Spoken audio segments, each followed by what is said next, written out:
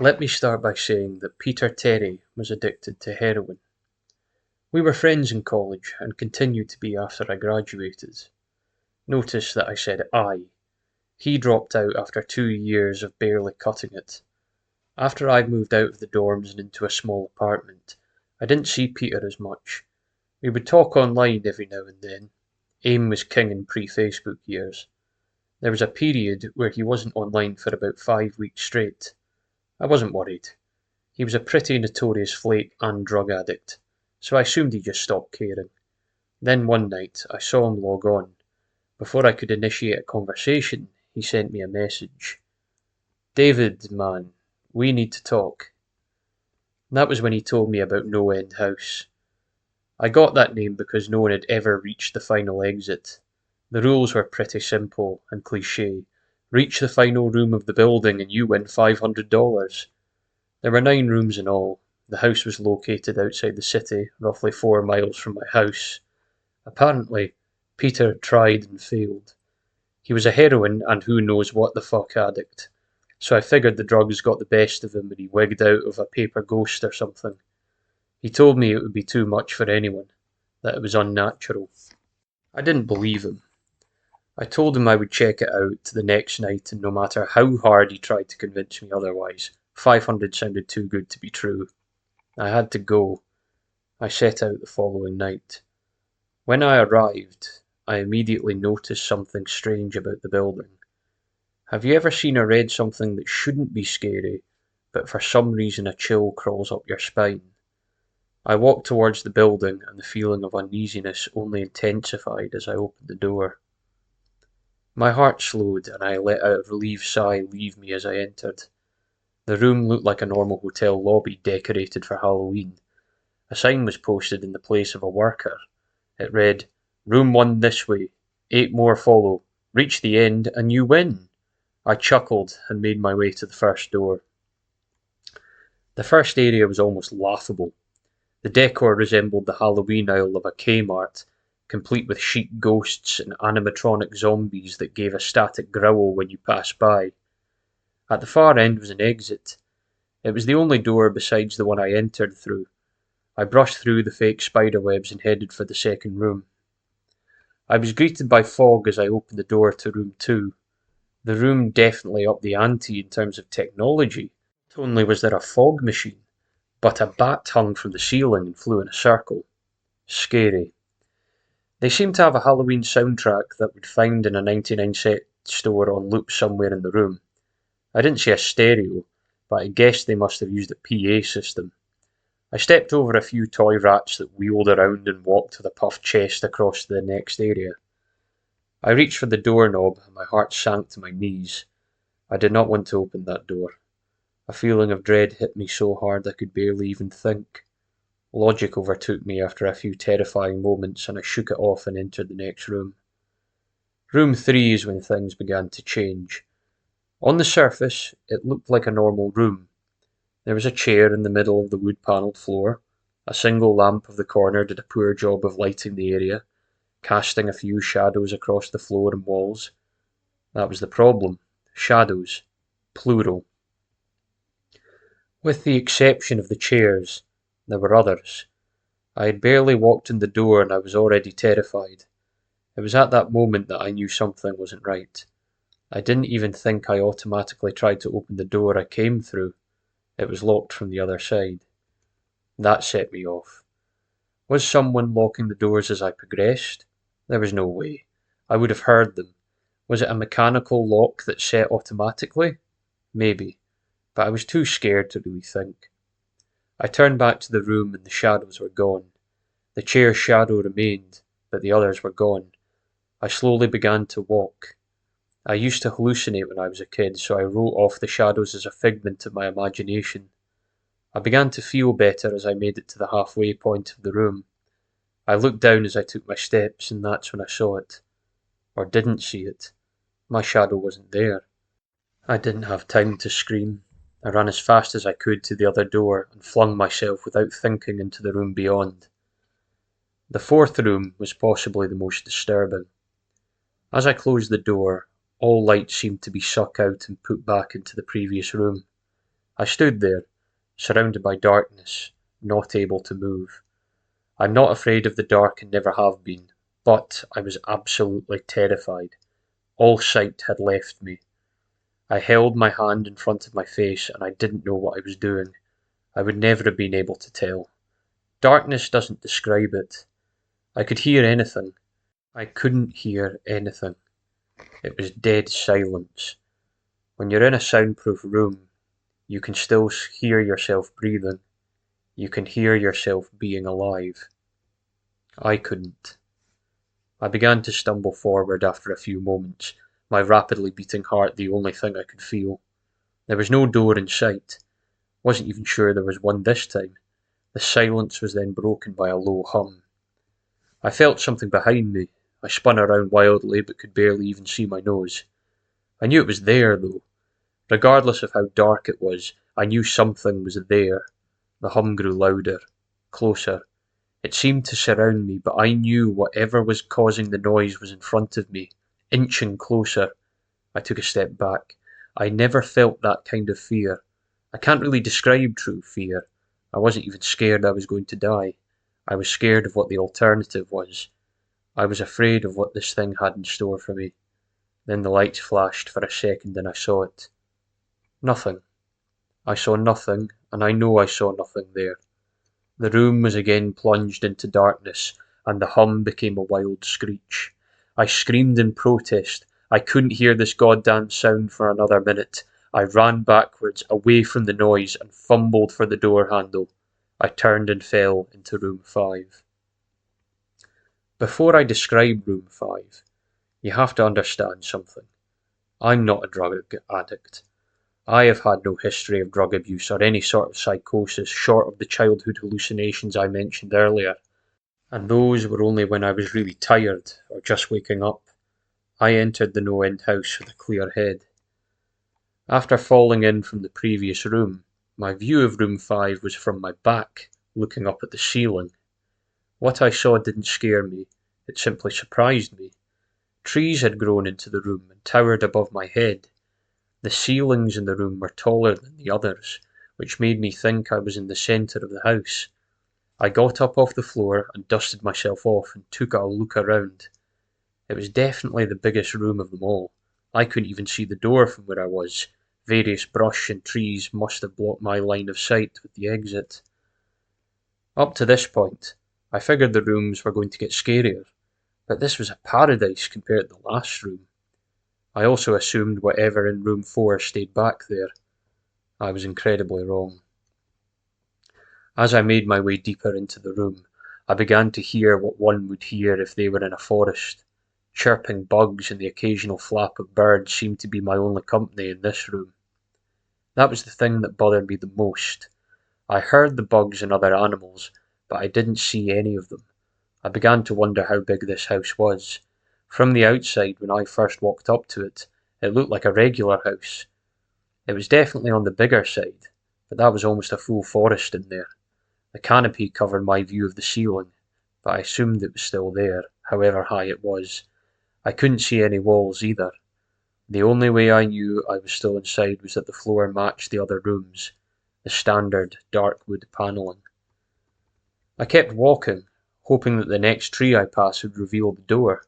After a few moments of walking, I felt a mosquito fly onto my arm. I shook it off and kept going. A second later, I felt about 10 more land on my skin at different places. I felt them crawl up and down my arms and legs, and a few made their way across my face. I flailed wildly to get them all off, but they just kept crawling. I looked down and let out a muffled scream, more of a whimper, to be honest. I didn't see a single bug. Not one bug was on me, but I could feel them crawl. I heard them fly by my face and sting my skin, but I couldn't see a single one. I dropped to the ground and began to roll wildly. I was desperate.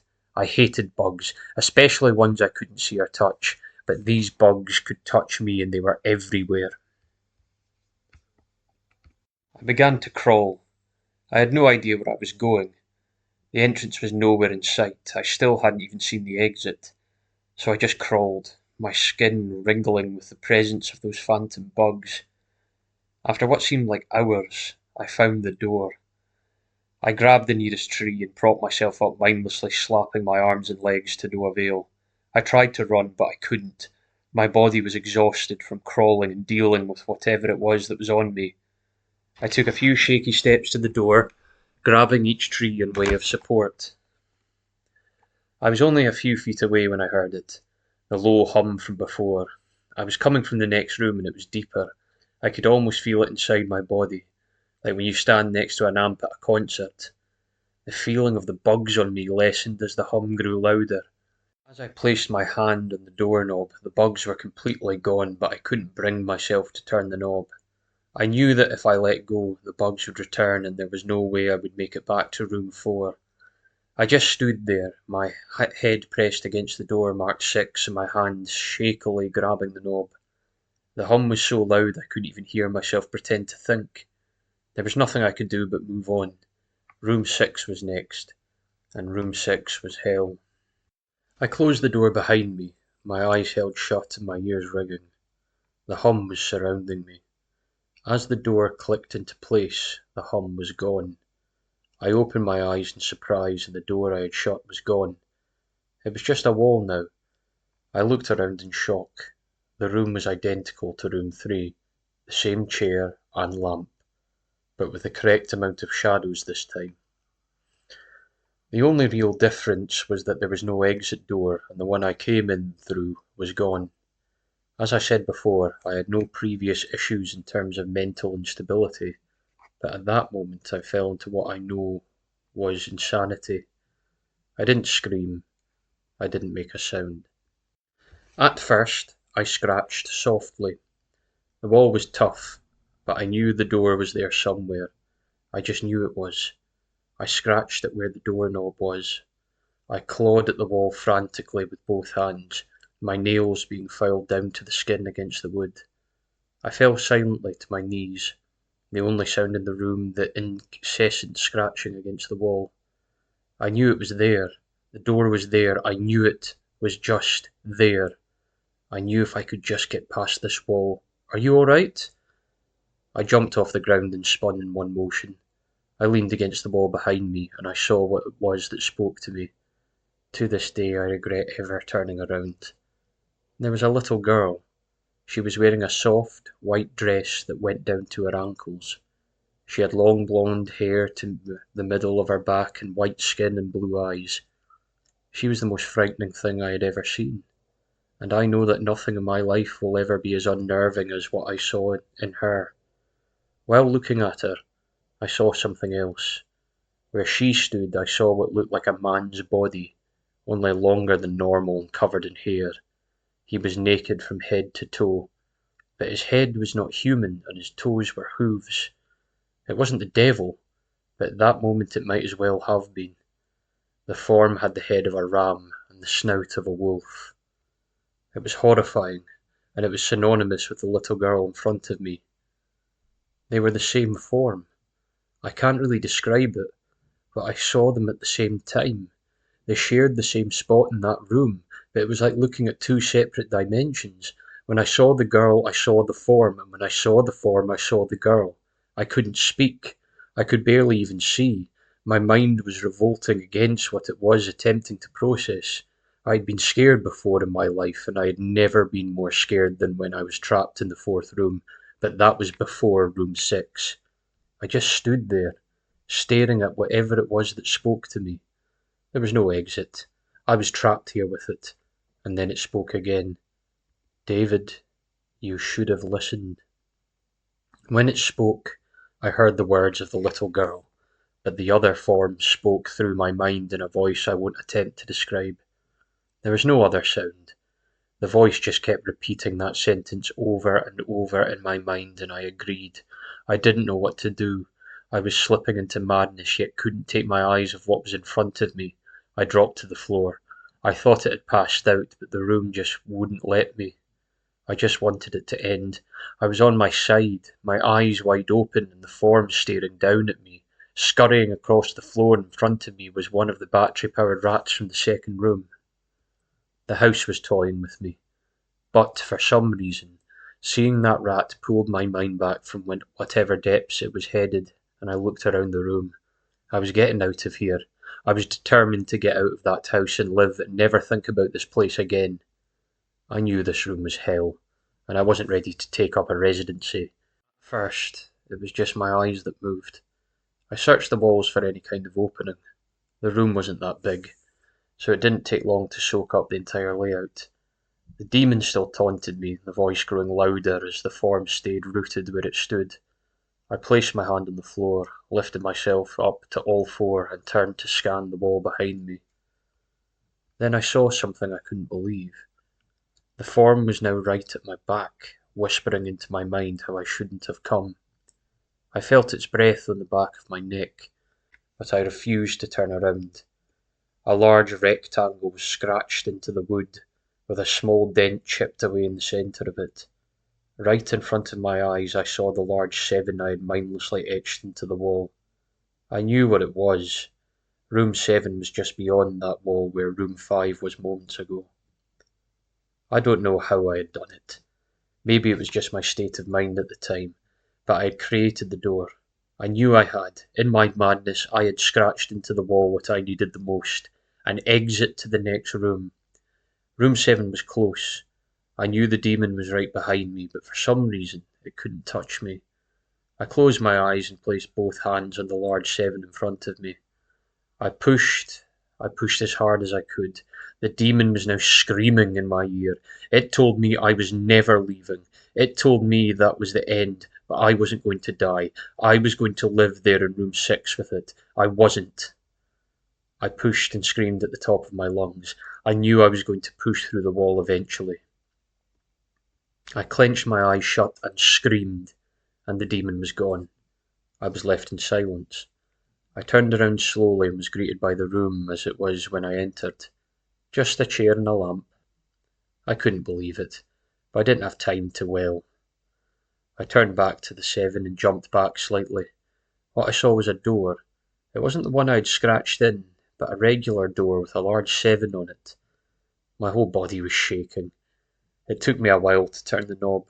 I just stood there for a while, staring at the door. I couldn't stay in room 6. I couldn't.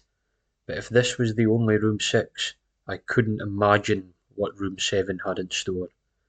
I must have stood there for an hour, just staring at the 7. Finally, with a deep breath, I twisted the knob and opened the door to room 7. I stumbled through the door mentally exhausted and physically weak. The door behind me closed and I realised where I was. I was outside.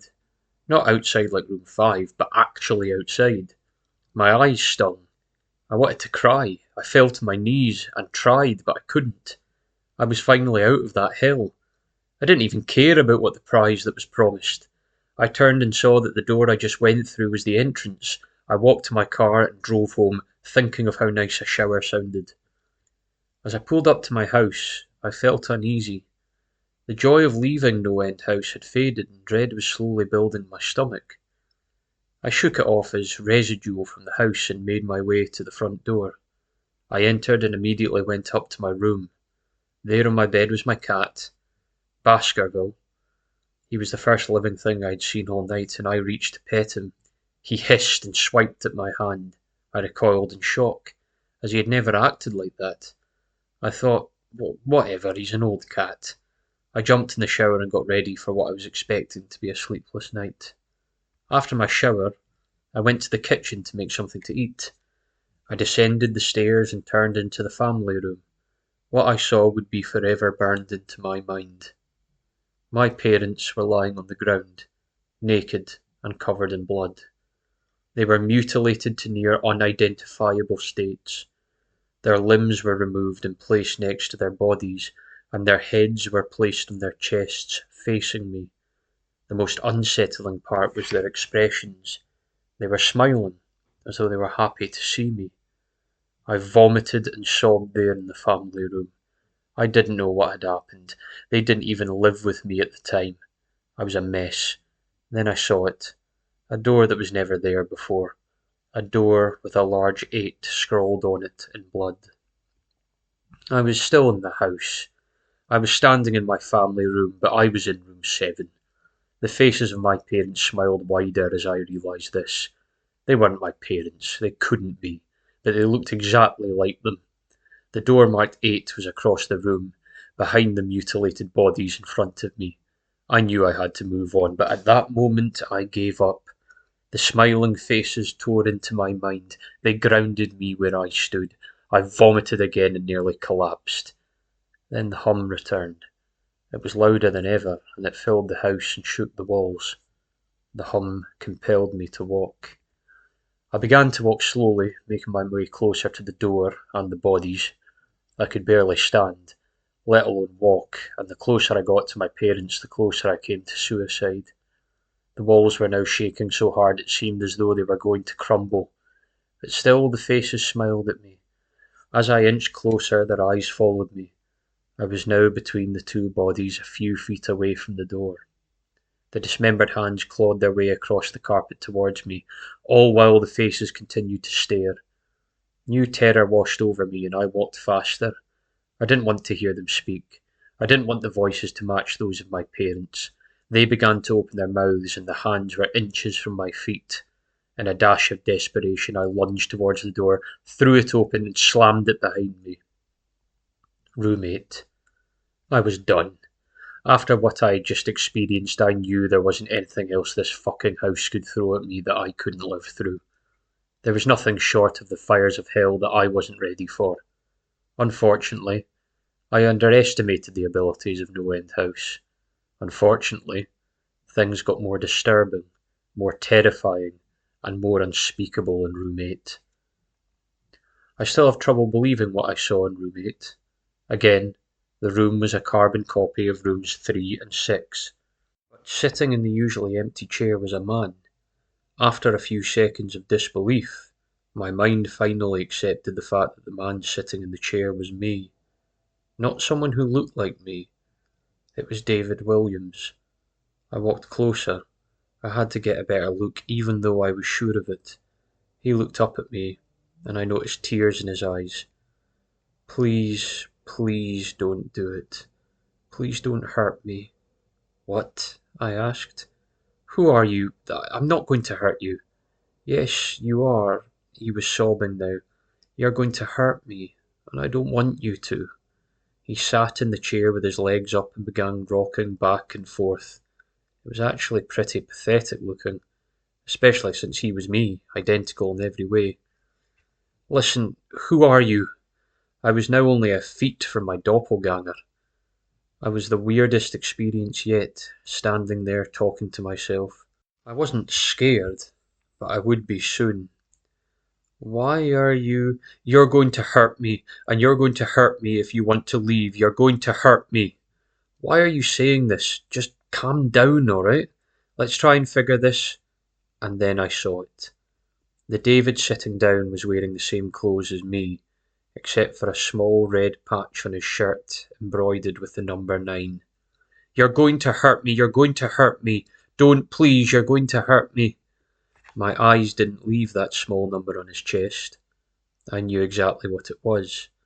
The first few doors were plain and simple, but after a while they got a little more ambiguous. 7 was scratched into the wall, but by my own hands. 8 was marked in blood above the bodies of my parents, but 9, this number was on a person, a living person. Worse still, it was on a person that looked exactly like me. David? I had to ask.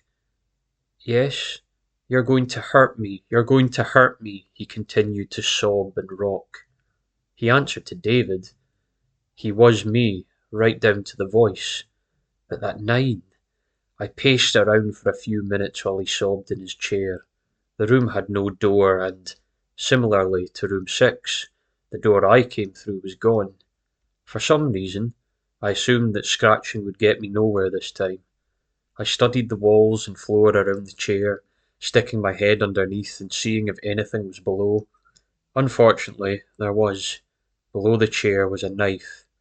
Attached was a tag that read, "To David, from management." The feeling in my stomach as I read that tag was something sinister. I wanted to throw up, and the last thing I wanted to do was remove that knife from under that chair.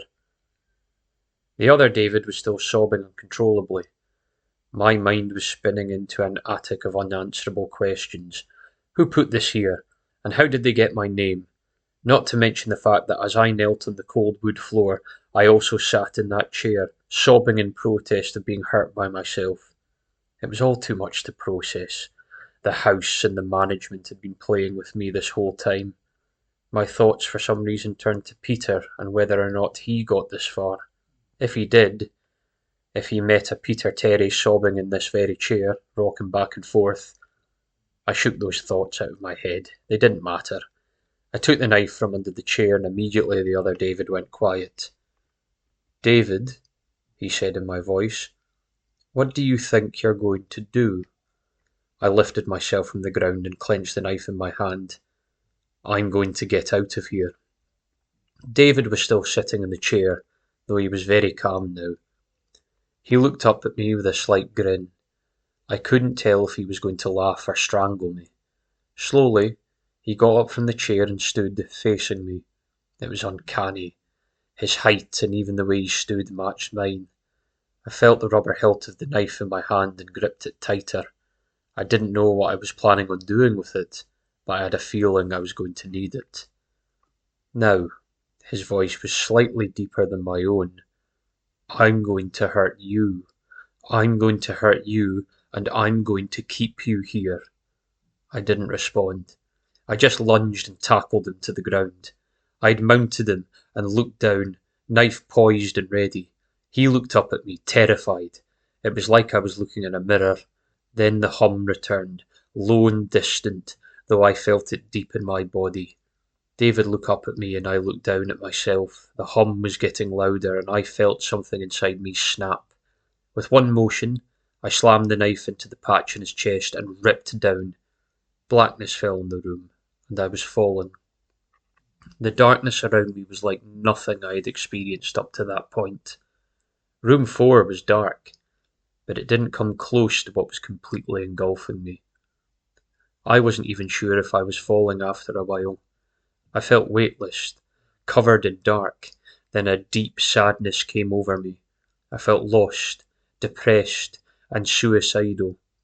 The sight of my parents entered my mind. I knew it wasn't real, but I had seen it, and the mind was troubled differentiating between what is real and what isn't. The sadness only deepened. I was in room 9 for what seemed like days, the final room, and that's exactly what it was. The end. NoEnd house had an end, and I had reached it. At that moment, I gave up. I knew I would be in that in-between state forever, accompanied by nothing but darkness. Not even the hum was there to keep me sane. I had lost all senses. I couldn't feel myself. I couldn't hear anything. Sight was completely useless here. I searched for a taste in my mouth and found nothing. I felt disembodied and completely lost. I knew where I was. This was hell. Room 9 was hell. Then it happened. A light. One of those stereotypical lights at the end of the tunnel. I felt ground come up from below me and I was standing. After a moment or two of gathering my thoughts and senses, I slowly walked towards that light. As I approached the light, it took form. It was a vertical slit down the side of an unmarked door. I slowly walked through the door and found myself back where I started, the lobby of NoEnd House. It was exactly how I left it. Still empty, still decorated with childish Halloween decorations. After everything that had happened that night, I was still wary of where I was. After a few moments of normalcy, I looked around at the place trying to find anything different. On the desk was a plain white envelope with my name handwritten on it. Immensely curious, yet still cautious, I mustered up the courage to open the envelope. Inside was a letter, again handwritten. David Williams, congratulations! You have made it to the end of NoEnd House. Please accept this prize as a token of your great achievement. Yours forever, Management. With the letter were 5 $100 bills. I couldn't stop laughing. I laughed for what seemed like hours. I laughed as I walked out to my car, and I laughed as I drove home. I laughed as I pulled into my driveway. I laughed as I opened my front door to my house, and laughed as I saw the small tin etched into the wood.